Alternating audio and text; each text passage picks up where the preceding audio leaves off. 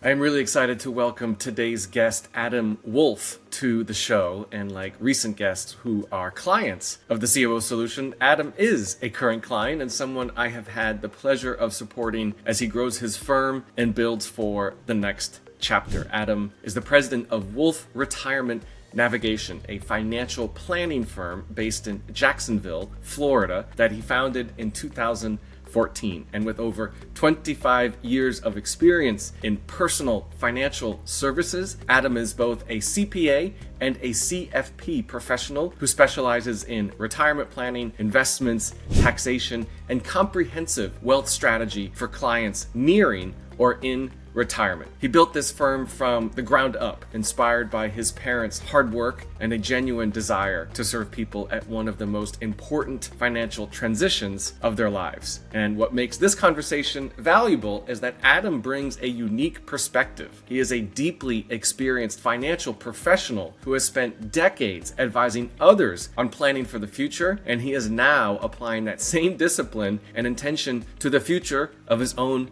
business. So this episode is about what happens when a founder who is excellent at serving clients decides to get just as serious about getting the right strategic and tactical support to build the infrastructure behind the scenes. Let's get into it. Hi, I'm Derek Fredrickson. Welcome to the COO Solution Podcast, the show for business owners and visionary leaders who want to scale with clarity, confidence, and the right support. For over 16 years, I've been in the trenches as a fractional COO, Chief Operating Officer, helping entrepreneurs align their teams, streamline operations, and remove bottlenecks that slow growth. I understand the challenges, feeling overwhelmed, stretched too thin, or uncertain about how to scale without burning out. I've helped business owners move from chaos to clarity, creating businesses that run smoothly and grow and scale. Each week, I'll bring you real-world insights, proven strategies, and practical solutions to help you step into your highest role as a leader. Whether it's optimizing your team, strengthening accountability, or building the right systems for growth, this podcast is here to support you in scaling smarter. So if you're ready to create a business that thrives without requiring more of you, let's get started. Hey there, everybody. It's Derek Fredrickson here from the COO Solution and the COO Solution Podcast. I'm very excited to have one of our clients with us today, Adam Wolf. Adam, thank you for being here. Welcome to the show. It's great to have you. Great to be here. Thank you, Derek. Yeah. So we've been working together, Adam, for I think about 6 months, if I'm not mistaken. Does that ring a bell? Sometimes it goes faster than we've thought about, but Exactly. A couple of those months were around the holidays when we started, so we got delayed a little bit there, but we're on the right track now. Well, I really appreciate you being on the show to share a little bit, as I said in the intro and just before we got on, a little bit of your story. I think having the opportunity for some of our clients to share their experience of what it's like working with us here at the COO Solution and getting the kind of embedded COO support in their business. So we're going to talk a little bit about that and just see what that's like from Adam's perspective. So Adam, I'd love to start off and just kind of ask a question about what was the story, what was the situation like before we started working together? What was working in your business? Maybe what wasn't working in your business? And really what I'd love to have you share a little bit is what made you kind of think about this idea of like, should I consider bringing on fractional COO? Like what was the click there that made you want to have a conversation with you and I did in the beginning? Sure. So I've been doing, retirement planning and tax planning for individuals, going back now 26 years. And so having my own company for the last 12 years, they don't prepare you as an entrepreneur to be extremely organized with processes, procedures, systems. Going back about, close to 4 to 5 years ago is when I should have hired an operational support, a COO. But really about 2 years ago, we got to the point where, we had decent systems. We had decent processes. I have a wonderful team, Derek. And as you know, it got to the point we were adding new clients. They were stacking on top of others. I did not want the service level to be reduced in any way, shape, or form. Trying to get ahead of that, bringing some more structure to the business, some more operational structure to the business without having to do it myself or do it ourselves with a small team that we have here. So, and not knowing the exact business model that you you specifically have for your business, because it's very unique, going out and searching for it and just randomly one day going on Apple and finding you on a podcast. It was like, it was meant to be, Derek. It was Yeah, meant to I be. love that. I love that. I'll never forget when you said, I found you through your podcast, and I'm proof that it works here. So tell me about that. When you were looking online and kind of open to the idea, you said something which I think is interesting for our audience, because in my experience, a significant majority of business owners, entrepreneurs, founders, CEOs don't jump out of bed in the mornings and say, I need more structure. I need more systems. I need more operational support. But you kind of saw a different path there. What was the thing that was driving that to say, okay, I think I need to do things differently, or I think things are going to have to change, and knowing that maybe you weren't the one that was the best suited to bring in that change? What was that thought process like?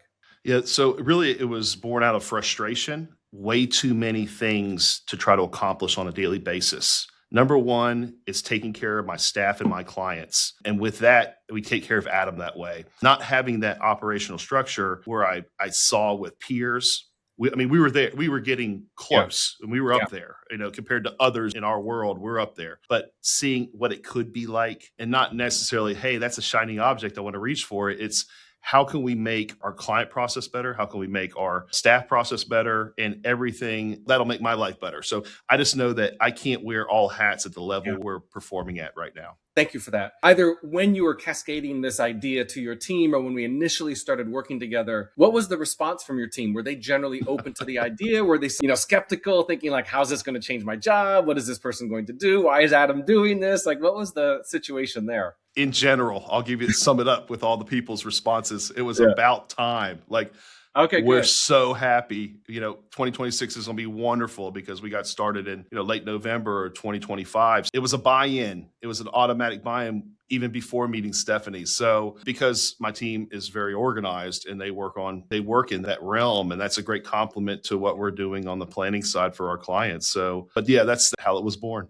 Okay, good. I love that. And I just want to echo something else that you said, which we get a lot with the clients that we work with. In most cases, the founders can be a bit reluctant in having the change in place, especially in the work that they do to their clients, right? Because as you know, you have a very relationship focused, positive element to what you do with your clients, where they trust you, they know you, they like you. It's a lot of referrals, and you don't want to jeopardize that in any way, shape, or form by initiating change, but an introduction of change in a positive way through the filter of how can we do things better? How can we do things more efficiently? How can we be more effective, with the end goal? And I love what you said, to serve your clients, to serve your team, but also it's there to serve you as the business owner. So tell me a little bit about that, because I appreciate your looking at things in all layers. The business, the team, the clients, but then also for you, is there a personal motivation for you in doing this type of work together? Yeah, I love what I do. I'm really bad at almost everything else, Derek, to tell you. I think I mentioned that to you before, but with helping my clients and getting them to and through retirement safely, with all the risks out there, with all the noise out there, and building a community where, hey, we're able to handle, not just the investment side of things, but also the tax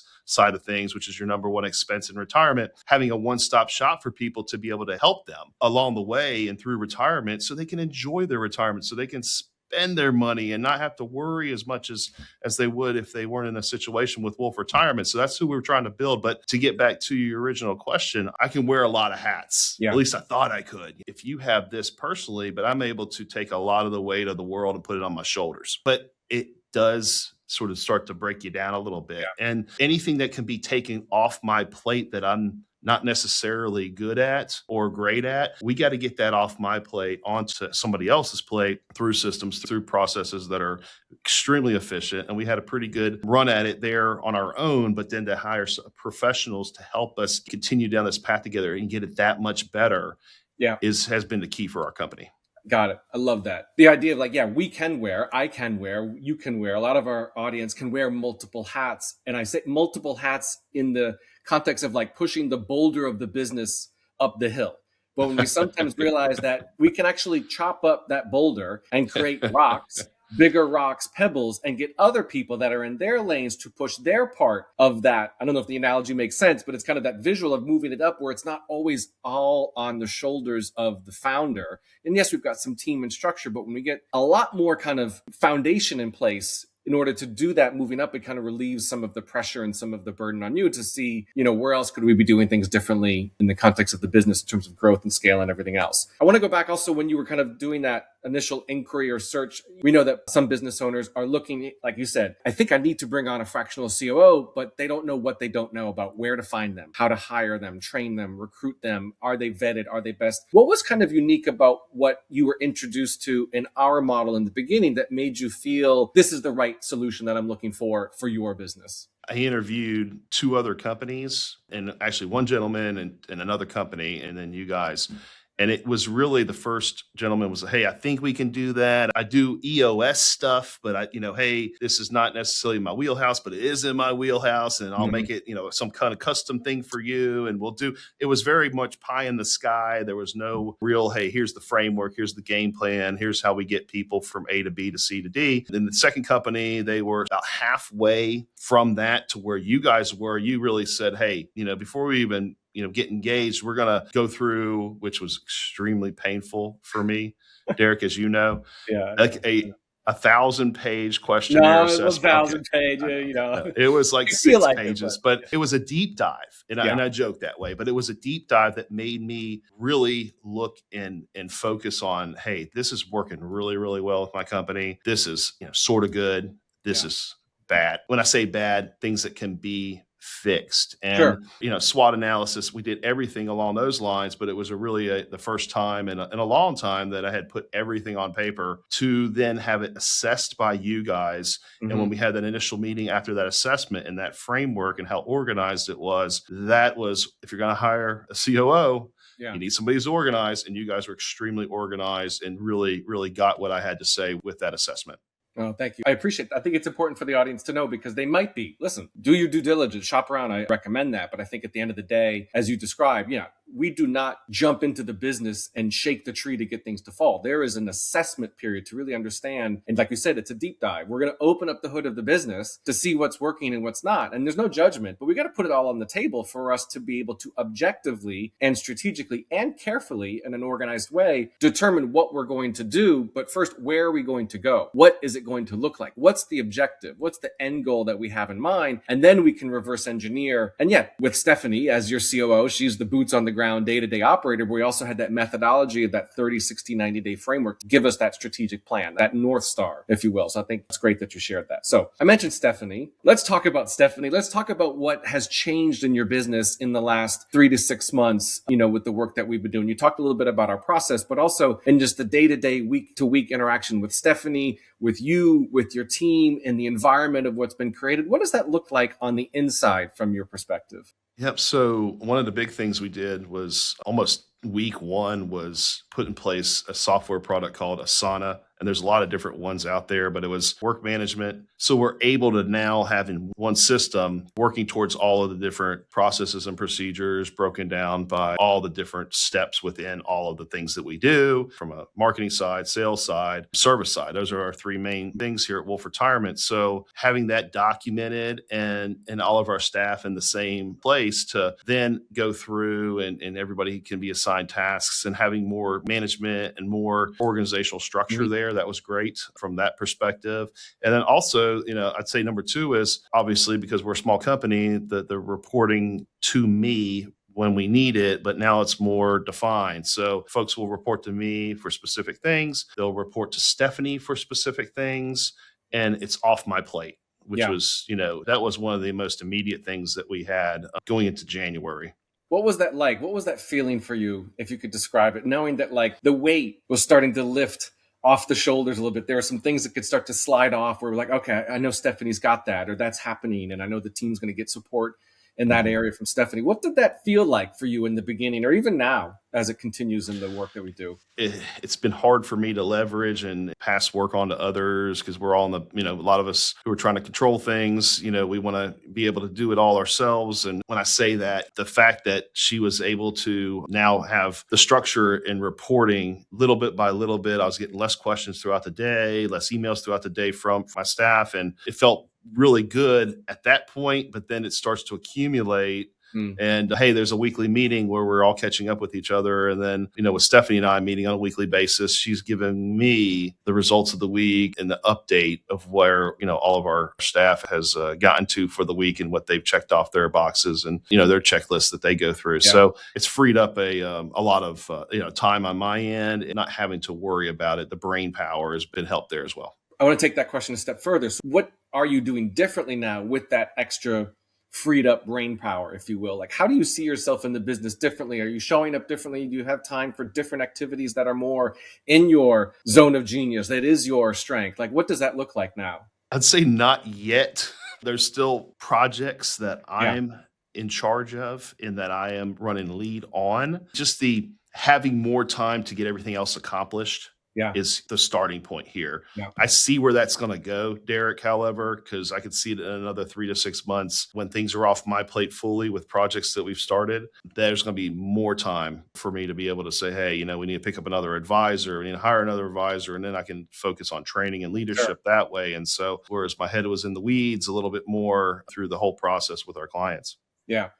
I really appreciate that. I appreciate your honesty. The alternative would be like, everything's different and everything's utopia. And I'm like, only come to the office 1 hour a day and everything else. That's not reality, right? New level, new devil. And I think there's a new way of being. So I really appreciate your transparency and your truthfulness around that, because listen, as you said, this is progress, not perfection. This does not happen overnight. When we are there to work with you and your organization in initiating significant change in how things are run, that doesn't happen in an instant. It takes some time to build. It takes some time to train. It takes some time to get the team on board. And I say the team from the CEO all the way down into the day-to-day members of the organization. And anyone's that's going to tell you otherwise that can happen overnight, they're lying, because it takes some real effort and time in order to invest in this. I'm saying this more and more with the clients that we work with, that listen, in your case, Adam, like, we are here to help you with what you're going to do, and other companies as well, in terms of scale or growth or exit or 10X or whatever it might be. But what we're focused on is how you're doing what you're doing, because the how are the things that most business owners tend to overlook. And when they get to that point where they're really ready to take the next leap, it's the how, it's the structure, it's the systems, the process, the right people, this is how we do things around here. If we neglect that, and if we try to implement it so quickly to think that it's going to be perfection, it's going to crumple up again. So I really appreciate your honesty that this is not something that's going to be like one day it's a completely different Wolf Retirement Navigation, a company. It's different. It's different. Yeah. It's laying, we had the foundation. We're going through the process right now to really make the foundation efficient to scale. That's where we are. Because if you jump from where we were to scale, we're going to have a whole nother set of problems. Yeah. So you mentioned Asana, project management. You mentioned SOPs as an example, documentation, meetings. I know that sometimes for some business owners, they may not sound very sexy, right? We're not talking about like quadruple revenue growth or 2x your profit or anything else. Like, why do you think that these are the types of things? Again, some business owners may not know that's what they really need, because what they feel like they want is the scale. But what they really need are these elements first. What else has happened in the business? Or why do you think, I guess, from your perspective, why did you see that this was actually what was needed in order to be kind of a predecessor to get to that growth and scale? These things that are the foundational kind of building block elements, if you will. The last 3 years, we've grown significantly, revenue wise and also profit margin wise, which is the number one thing. But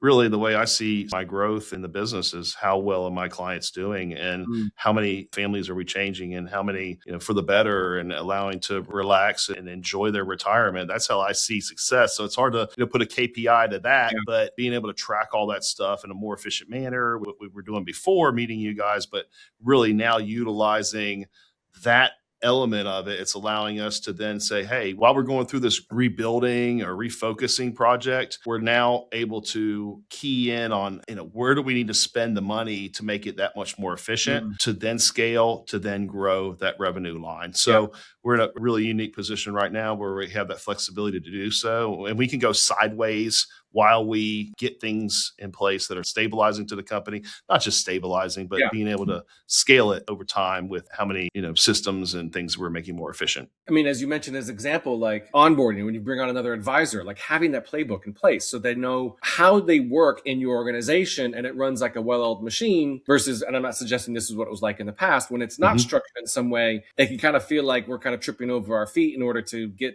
a new team member on board, but we want things to be, I often say, process driven, not people driven. That doesn't mean we don't value people, but we want a process in place where it can really run more efficiently and more effectively. And like you said, in an organized manner. I want to talk about Stephanie for a moment. I would love to hear from your perspective, because part of what we do, as you've experienced and witnessed, Adam, both at your level as a CEO working with Stephanie and the organization, is this culture of accountability. This doesn't mean that we're babysitters, right? This is not checking in to be like, hey, did you do this and did you do that? That's why we have systems like Asana and SOPs and how we run meetings. But what is the relationship like with you and Stephanie? Because she does, in some cases, hold you accountable in order for the things that she knows that need to get done, or how you can show up. Like, what's that relationship like? I think it's really important in that CEO, COO dynamic that it fits really, really well. Stephanie's wonderful, not just from her wealth of knowledge and experience level, working with many different companies for many different years, but also her personality and my personality really match up well.